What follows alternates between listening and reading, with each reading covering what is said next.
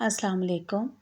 ایک بہت ہی خوبصورت سٹوری کے ساتھ حاضر خدمت ہوں، جس کا پارٹ 1 پیش کروں گی اور عنوان ہے تشنا کام۔ اپنی ہی جان کے دشمن ایک دھوکے باز مجرم کی راہ فرار کا انوکھا قدم۔ فرانسس جیل کے ساتھ ساتھ چلتی سڑک، جس کا علامتی نام لالا برتے تھا۔ بچے لابریاندی کے تیل والے پانیوں میں پتھر پھینک رہے تھے اور شور مچا رہے تھے۔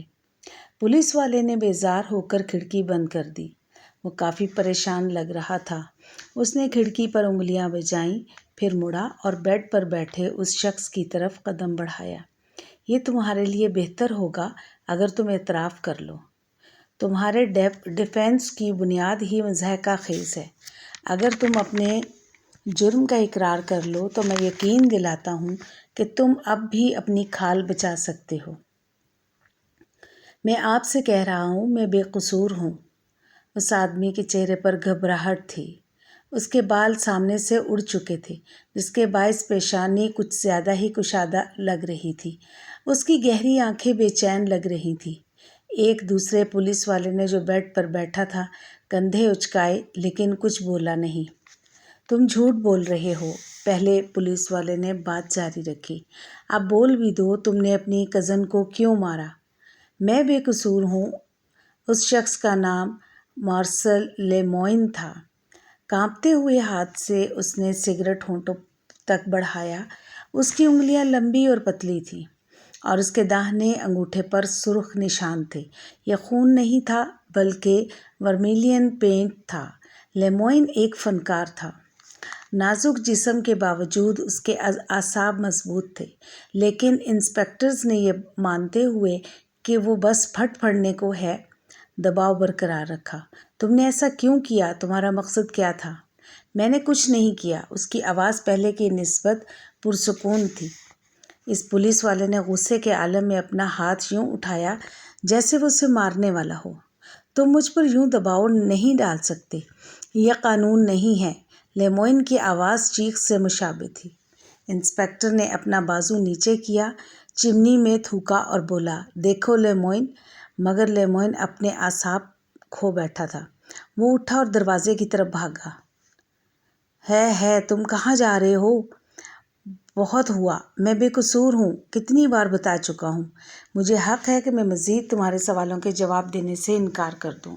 ویسے بھی مجھ پر کوئی چارج نہیں لگایا گیا، نہ ہی میرے خلاف کوئی ثبوت ہے۔ ثبوت کی بات مت کرو، وہ بھی ہمیں بہت جلد مل جائے گا۔ مجھے یہاں سے نکلنا ہے، لیموئن چلایا۔ کیا تم نے سنا؟ مجھے فوراً جانے دو۔ لیموئن بیڈ پر بیٹھے پولیس والے نے اسے آواز دی۔ لیموئن ہچکچایا۔ صرف ایک سوال اور سادہ سا۔ انسپکٹر تکیے پر سر رکھ کر لیٹ گیا اور چھت کی طرف دیکھنے لگا۔ چلو مانا تم بے قصور ہو۔ اس صورت میں یقیناً تم ہماری مدد کرنے سے تو انکار نہیں کر سکتے، ہے نا؟ لیکن میں کچھ نہیں جانتا۔ رکو، شروع سے شروع کرتے۔ آج صبح 8 بجے تمہارے والد مسٹر جین لیموئن اور تمہارے چچا مسٹر لیموئن اسٹیشن جانے کے لیے گھر سے نکلے، جہاں سے انہیں پیرس کے لیے ٹرین لینا تھی۔ 10 منٹ بعد تمہاری کزن ملی۔ یوویٹ کا منگیتر ایم کیفیر کار سے آیا۔ اس نے تھوڑی دیر یہاں اوپر تم سے بات کی اور پھر گراؤنڈ فلور پر تقریباً 1 گھنٹہ اپنی منگیتر کے ساتھ گزار کر 9:15 پر وہ یہاں سے نکلا۔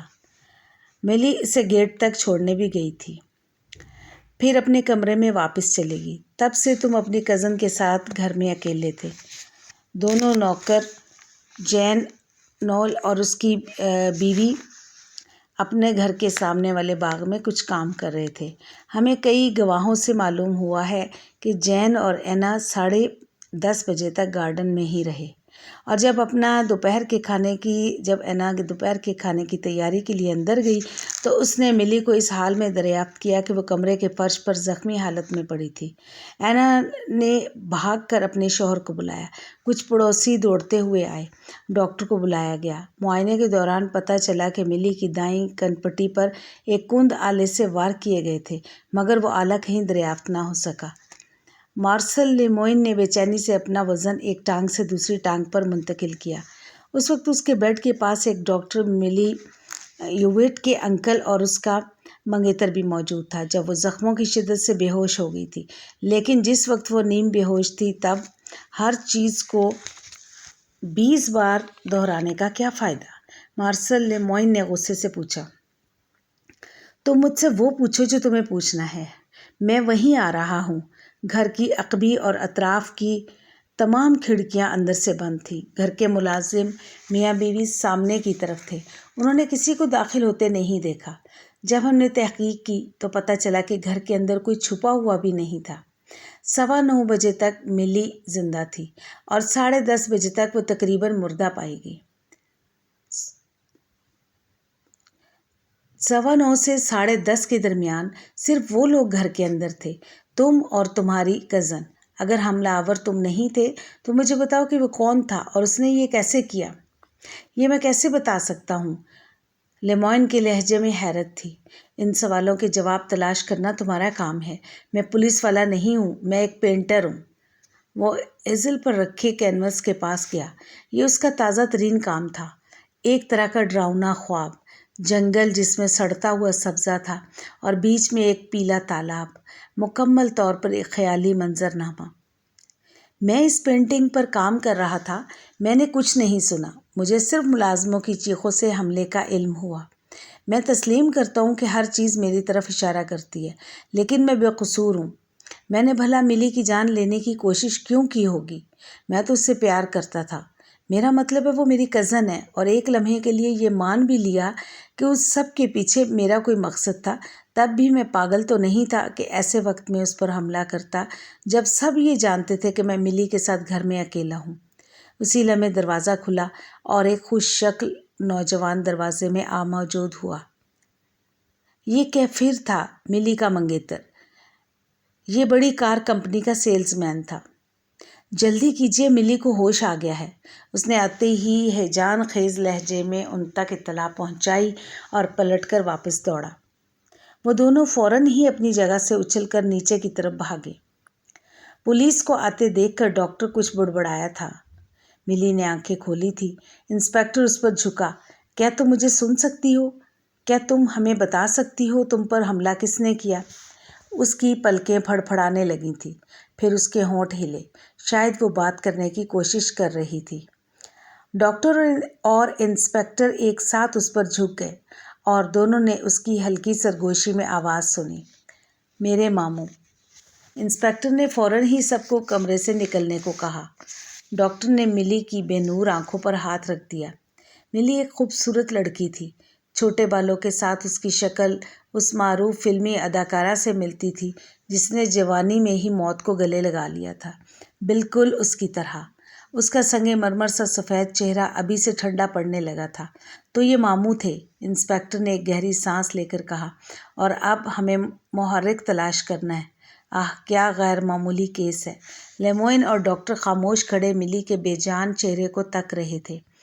انسپکٹر نے پینٹر کو اپنا ہاتھ پیش کیا۔ تمہیں دی گئی تکلیف کے لیے معافی چاہوں گا۔ لیموئن بے اختیار رو پڑا۔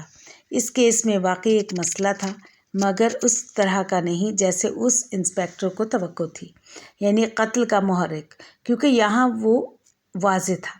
18 سالہ ملی کے والدین 4 سال پہلے گزر گئے تھے۔ اب مارسل لیموئن کا باپ اور اس کا چچا ہی اس کے سرپرست تھے۔ وہ اپنی بھانجی کی وراثت کو اس کے بالغ ہونے تک سنبھالنے کے بھی ذمہ دار تھے، مگر اب مسٹر جین لیموئن جو اسٹاک ایکسچینج میں تھے، انہیں کافی نقصان اٹھانا پڑا تھا، اور رینی لیموئن ایک مستند اور ذہین سائنسدان نے اپنے بھائی کا اعتماد حاصل کرتے ہوئے انہیں اپنی ریسرچ میں پیسہ لگانے پر آمادہ کر لیا تھا۔